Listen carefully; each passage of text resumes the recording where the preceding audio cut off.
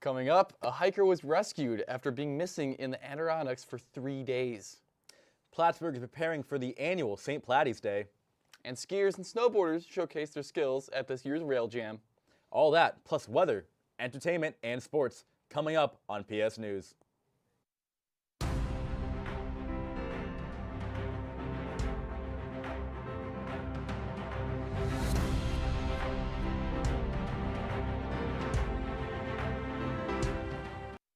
Good afternoon and happy Friday, everyone. I'm Grant Hockmuth. And I'm John Vilka. Thanks for joining us today. A missing hiker in the Adirondacks is safe after a dramatic rescue in Essex County. Officials say a 58-year-old man from Mechanicsville was found last Thursday after spending 2 nights out in the snow near Elk Lake in North Hudson. The hiker had planned a 2-day trip but was last heard from Wednesday morning when he was still about 6 miles from the trailhead. His wife reported him missing later that evening, sparking a massive search. 7 forest rangers searched through the night, with more than 20 joining the effort Thursday. Rangers eventually found faint snowshoe tracks and followed them downhill, calling the hiker's name. They located the man just before 3 p.m. and he was airlifted to a hospital with mild hypothermia and frostbite. Rangers say the hiker's determination to keep moving likely helped him survive, and they're reminding winter hikers to pack extra gear, check in with their family, and avoid hiking alone when possible. A major change is coming to one of New York's most popular amusement parks. Six Flags Great Escape in Queensbury is being sold as a part of a multi-million-dollar deal involving several parks across the U.S. and Canada. The company announced it will sell 7 regional parks, including the Great Escape, to EPR Properties in a deal worth about $342 million.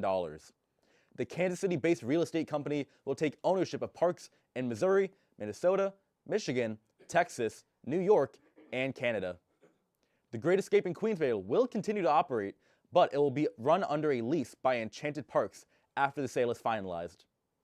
Officials say the deal is part of a larger effort by Six Flags to restructure its business as the company deals with debt and declining attendance at some parks. Company officials say guests shouldn't notice any immediate changes, and all season passes will continue to be honored through the 2026 operating season. Plattsburgh is gearing up for one of the most talked about student traditions, St. Patty's Day. Celebrated students at SUNY Plattsburgh about a week before St. Patrick's Day. The unofficial holiday began decades ago to work around the campus's spring schedule, breaking up spring break. The day typically starts early with themed breakfasts, house gatherings, and plenty of green attire. As celebrations continue, students move between off-campus homes and downtown businesses, with many of the age participants taking part in informal bar crawls. City officials, campus administrators, and local law enforcement say safety is a top priority this year. Increased patrols, sober monitors at student-hosted events, and reminders about responsible alcohol use are all part of the effort to prevent injuries and accidents. Leaders are encouraging students to plan ahead, use designated drivers, stay with your friends, and know their limits to ensure the tradition remains spirited but safe for everyone involved. Enjoy yourselves, Cardinals. Last week, PSTV and the journalism department had the opportunity to participate in a unique disaster preparedness exercise. About 60 emergency responders, health officials, and county leaders gathered for a tabletop drill focused not on sirens and stretchers, but on communication. The scenario: a fictional virus called DC-26 spreading across the country, with symptoms ranging from sore throats and fever to unusual hallucinations and tasting cotton candy. Officials from the Clinton County Health Department and CVPH Medical Center worked through how they would share accurate, timely information with the public. Professional and journalism students, many from SUNY Plattsburgh itself, took part in a mock press conference pressing leaders with tough questions. PSTV was the only member of the media there to video record the conference. Some of our own crew were even interviewed by professional media outlets themselves. Emergency leaders called the exercise a big success, saying everyone walked away with lessons that could prove critical during a real-life emergency. Very interesting. This past week, the slopes came to campus as students transformed part of SUNY Plattsburgh into their own winter park. Hosted by the Ski and Snowboard Club, the annual Rail Jam brought big tricks, bold prizes, and big wipeouts, all without leaving campus. From first-time riders to seasoned shredders, the competition turned an ordinary winter day into a full-on snow show. Myself and Michael Hernandez bundled up and headed out to catch up with some of the participants and curators of the event. This past week, the Ski and Snowboard Club at SUNY Plattsburgh held their annual Rail Jam event outside Memorial Hall. The event welcomes any student interested in competing and even features awards. I caught up with Sasha, an active member of the Ski and Snowboard Club. I think it is growing. I think our freshman population grew this year. I think SUNY Plattsburgh's finally growing, and I think the more we have this event, the more people hear about it and the more people want to do it. And you know what? It's about having fun. It's not about being perfect, and I hope that they see that. I also hope that they just see that it's just fun to even just come and watch. Some might find joy in watching. For others like Oliver Mossert, competition is everything. I want to win. Yeah? I want a podium finisher. Me and my friend Katz and Braden, I want all of us up there. I'm a big freestyle skier. Competition just brings a really good energy. Everyone gets hyped. People start throwing down. I'm super excited to see what people throw. While competition is always an attraction to occasions like this, the Rail Jam event also utilizes the time to highlight the community within subcultures on our campus. It's made me find a lot of people with similar interests. Like coming into my freshman year, first year of college, it's nerve-wracking. I had some of my friends ask me to join, and I would love to find a community of people with skiers, especially girls, because it's not something they find very often, but there's a good amount of girls in this group, and I'm glad that I found them and they asked me to join. Each student's takeaway was unique to them, though. Senior at SUNY Plattsburgh, Maxwell Storms appreciated the aspect of students pushing one another in a positive manner. Oh man, the camaraderie. One person does a crazy trick, gets everybody hyped to do more crazy tricks, and the dominoes start falling. A larger crowd and a hill in top shape marked a big improvement from last year's event. But what's behind the transformation? So each year we want to make it even bigger. The biggest thing that's helped is we moved it from fall to spring, which the snow has just not been in our favor in the fall. But since we haven't been getting as much snowfall, spring has definitely been better. And maintenance, the maintenance crew here has been so helpful. They've been pushing snow for us. Maintenance takes the big trucks, they push up these, so all we have to do is shape it. Whether they're chasing personal goals or just spreading the word, one thing is clear: this event is drawing people in. Meet more people, see people do some cool tricks. I don't personally do any park, but I'm gonna do it for the first time ever because I have a group of people that are gonna support me. Look around, you gotta be here. I mean, we're gonna do it again next year. Sign up, it's free. Let's hit it. From outside Memorial Hall at the 2026 Rail Jam, Grant Hockmuth, TS News. Event organizers say events like Rail Jam not only highlight student talent, but also help build community during the winter months here in the North Country and on campus. The Ski and Snowboard Club plan to continue hosting seasonal events throughout the semester, including their film festival late this April. For more information on upcoming competitions and meetings, students can visit the club's social media pages or their own Cardinal Link portal. We'll be right back with a look at your West Week, Plattsburgh. Stay tuned.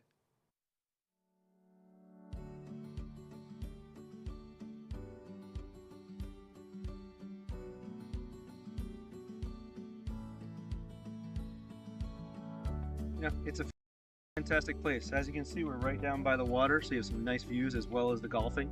We're the nicest golf course around, best maintained, and we keep things going nice and strong. We also have fantastic rates for college students. If you're coming in and you want to play in just the spring, we have a rate of $239 for the whole spring until May 31st, even if you're staying a little bit longer after the semester ends. And then in the fall, you can start playing September 1st for $259. So that's unlimited walking golf for $239 in the spring, $259 in the fall. You're not going to find that deal anywhere else. You pay $40 a round other places, you get 6 rounds in, there you are, you're paid for. Anything more than that, it's free golf. If you want to take a cart, just $12 each time to take a cart. Most guys want to take a cart, but you're welcome to walk as well.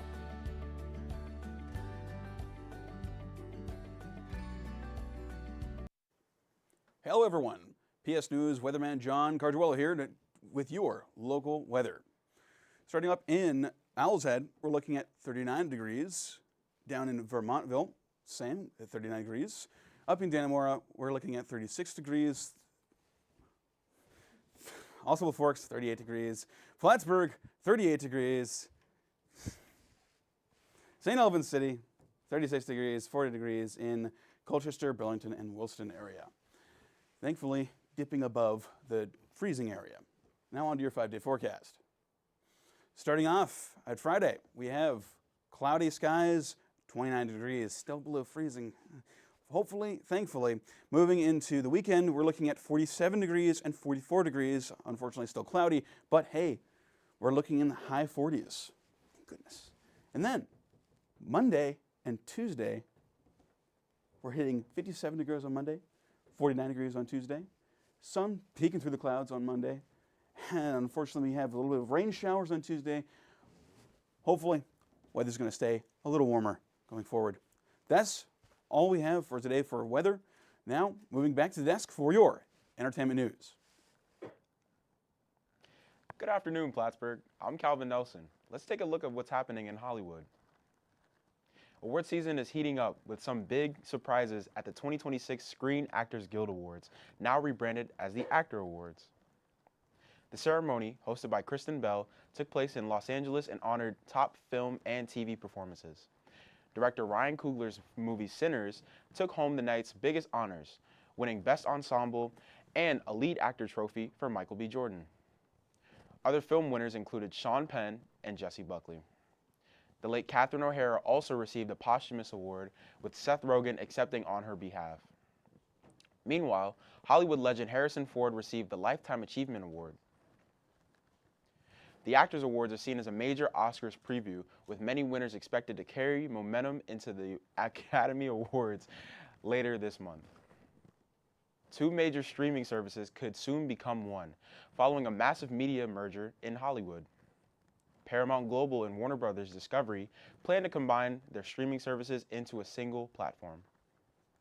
That means Paramount Plus and HBO Max, home to shows and movies from CBS, Nickelodeon, HBO, and Warner Bros., would eventually be combined into one service. Paramount CEO David Ellison announced the plan during an investors call Monday. Ellison did not reveal a name or price for the new service, saying the new transition would happen gradually over the coming years. The merger still needs approval from federal regulators, a process that could take several months before any changes to the streaming services take place. Comedian Gabriel "Fluffy" Iglesias has reached another major milestone in his nearly 3-decade career, receiving a star on the Hollywood Walk of Fame. Iglesias was honored in the live theater and live performance category. The San Diego native, who grew up in Long Beach, has become one of the most popular stand-up comedians in the world. During the ceremony in Los Angeles, Iglesias thanked his family, friends, and fans, saying his career has always been about making memories and making people laugh. Iglesias says his next big goal may be adding a movie role to his long list of career accomplishments. That's the latest in entertainment this week. We'll be right back with your sports update right after this brief intermission. If I'm getting it correct, College Theater Association. We don't just put on shows, we do a bunch of collaborative events. We do karaoke or improv. I learned a lot of behind-the-scenes stuff on terms, and I learned how to make friends as well. We're all really welcoming, and we're all very supportive of each other. We just want to make it as comfortable for people. Go for it, and if you don't like it, then that's not a problem. At least you tried. What's going on, SUNY Plattsburgh? Long time no see. I'm Michael Hernandez, and let's get right into this week's sports action. The Plattsburgh State women's hockey team is headed back to the SUNYAC Championship. After a dominant semifinal home win, the Cardinals shut out William Smith's 7-0 Saturday at Ronald B. Stafford Ice Arena. Junior Emily Kasperzak got the scoring started for the Cardinals just over 5 minutes into the first period, and the Cardinals never looked back. Kasperzak added another goal off a power play in the opening frame to make it 2-0. The offense kept it rolling in the second with goals from Bailey McKellar, Piper Smith, and Kate Conlon, giving Plattsburgh a 5-goal lead. Adriana Urban scored in the third, and Conlon added her second of the game in the final seconds to seal the 7-0 victory for Plattsburgh. With the win, the Cardinals improved to 19-6-1 and will host Cortland in the SUNYAC Championship game tomorrow, as the Cardinals look to capture back-to-back conference titles. We'll be streaming that game right here on our YouTube channel, so make sure to tune in at 3 p.m. tomorrow. Hundreds of college football's top prospects gathered at Lucas Oil Stadium for the annual NFL Scouting Combine last week, hoping to boost their stock ahead of this April's NFL Draft. Players participated in a series of drills including the 40-yard dash, vertical jump, and position-specific workouts, all in front of coaches, general managers, and scouts from around the league. Projected first overall pick Fernando Mendoza was present at the combine, although he did not participate in any of the drills. For many players, a strong performance at the combine can mean the difference between a mid-round selection and a first-round call. The focus now shifts to pro days and private workouts as franchises finalize their draft boards ahead of this NFL draft. That's all I've got for you for sports this week, Plattsburgh. Let's get it back to Grant Hockenmuth and John at the desk. Thanks, Michael. That was awesome. Thank you, everyone, for tuning in to this week's edition of PS News. We're your news anchors, John Vilka. And I'm Grant Hockenmuth. Make sure to stay tuned for the next weekly news update as well as our upcoming shows.